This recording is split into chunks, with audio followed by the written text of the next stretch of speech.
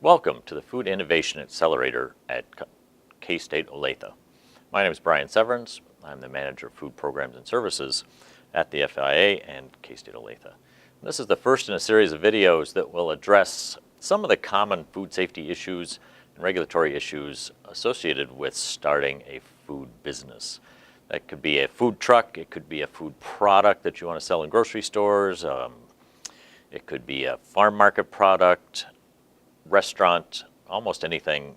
Most of these areas that we will explore pertain to any part of the food industry.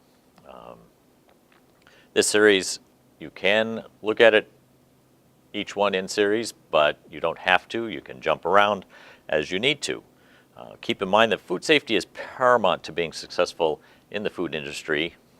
While you don't need to be an expert in food safety itself, you do need to understand the food safety parameters of your own product and the processes that it takes to get that product on the grocery store shelves or into the consumer. Food safety is very important. As a food product producer, you have responsibility issues and liability issues that you need to take into account, you need to take very seriously. Your first responsibility is to the safety of your consumer or your customer. They are relying on you to give them a pure, safe, wholesome product time after time. Also, as the producer, you are the buck stop for liability. Your name is on the product. Whether it's a transportation issue, a storage issue, a ingredient issue, you are the one that people will come to first and last if something goes wrong. Some of the topics we're going to cover in this series are starting out, which is what this video is all about. We'll cover risk assessment, what happens on inspection day, sanitation versus cleaning, personal hygiene issues. We'll explore some of the other resources that you can source for help. We'll have one on food safety basics and others as we see need or as people contact us. So you're starting out. You want to do a barbecue sauce or a salsa or a cracker or start a food truck. You need to have a very clear understanding of what your product is, and that starts with the formula. The gold standard formula, that one thing that you made on the stovetop, you used great ingredients, it turned out great, your family wants you to sell it. That formula needs to be in a format that is repeatable and consistent, which means no smidges, no pinches. Everything has to be in a measurable, preferably by weight, unit of measure, with the process spelled out as you did it, so anyone could come in and redo that, produce that product. That crinkled piece of paper with a bunch of scribbles on it is not a formula. Okay, you need to take into account how it's made. What kind of machinery is it going to take to build this product in a quantity that you can sell? Does it need special space requirements? Does it need special processing parameters, testing, things like that? What has to happen for this product to get on the grocery store shelves? I've had people come in here, we spend a lot of time helping people take that gold standard stovetop recipe to the point where a co-packer can take that and make thousands of them to your specifications so that it can be sold. Packaging is a huge consideration. Does it take special packaging? Does it need oxygen barrier? Does it need a moisture barrier?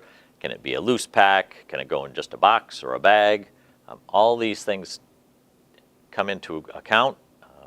Can your label be affixed to that package? Can the label be a part of the packaging?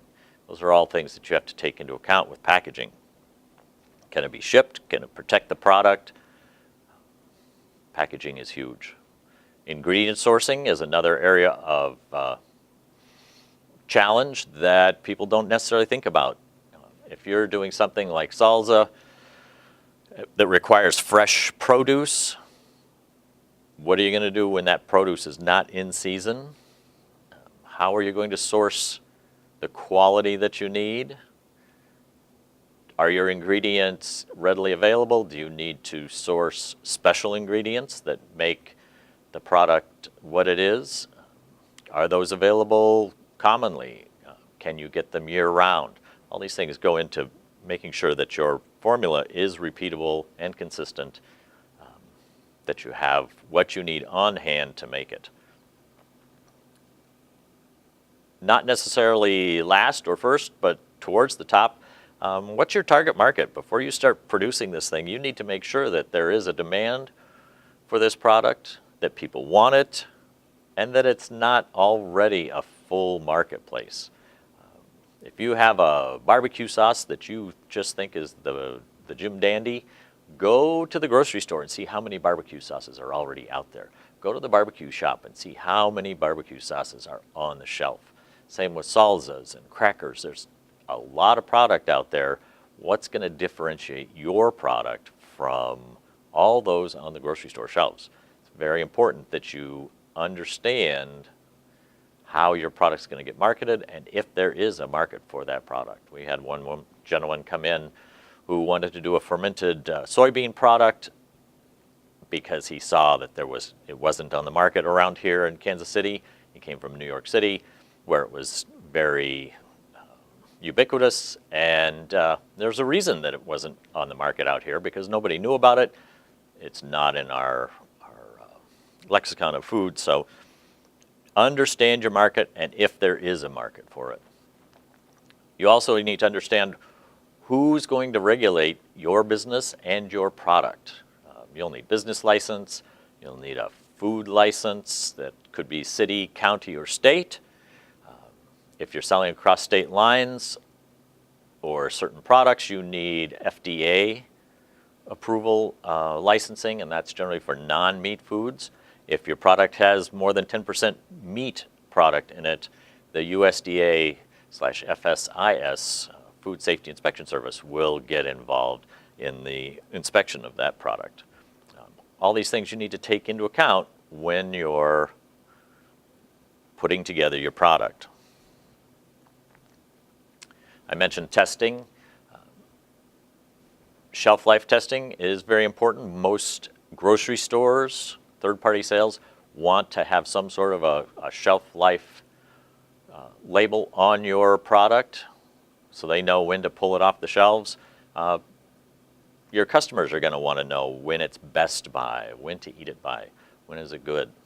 Nutrition testing possibly, but definitely pH and water activity, which will help determine what kind of packaging you have. If it's a safe product, you may, depending on the product, have to do some pathogen testing or want to do pathogen testing to ensure that your product is truly safe and is shelf stable. There are labeling requirements. You need to be able to say what it is, the name of the product, such as ranchero beans, that they are baked beans, that they have a net weight of 16 ounces. So you have to have the net weight of the product in the package, who you are, name of the company, and how to get in contact with you, address, phone number, website, safe handling instructions, nutrition labeling, and possibly an allergen label. All these things need to go into your label, so it's very important that you spend some time on your label.